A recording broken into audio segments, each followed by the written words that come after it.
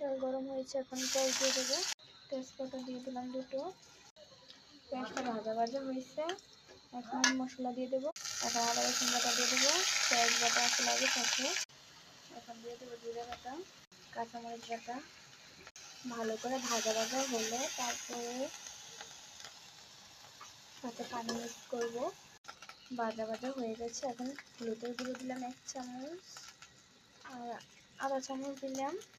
লবণ দিয়ে দিলাম 1 চামচ, মরিচ দিয়ে দিলাম 1 চামচ, একটু পানি দিলাম সাথে। এখন অ্যাডজাস্ট করে নেব।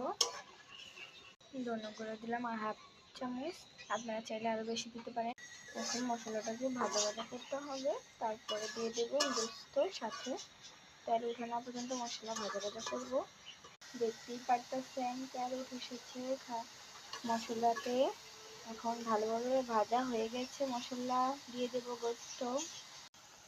এখন দিয়ে দিতেছি গরু গোস্ত কুটে রাখা। 7 কেজি গরু গোস্ত নিলাম এখানে। গোস্তের সাথে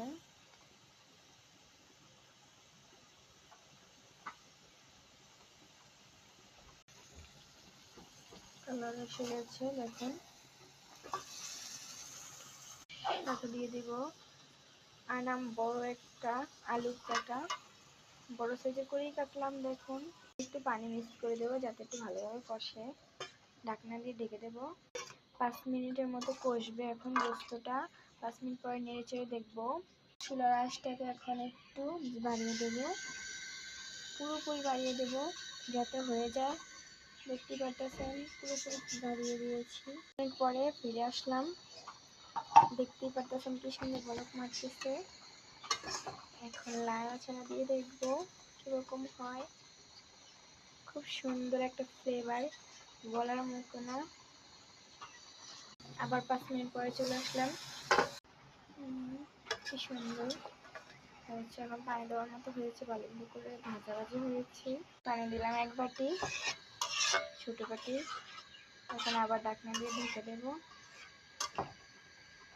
20 মিনিটের জন্য। তারপর আবার ফিরে আসছি, আবার ফিরে আসলাম 20 মিনিট পর। দেখুন কি সুন্দর তরকারি হয়ে গেছে। এখন এই তো হয়ে গেছে। জিরে দিয়ে দিব, জিরে গুঁড়ো দিয়ে নামিয়ে দেবো।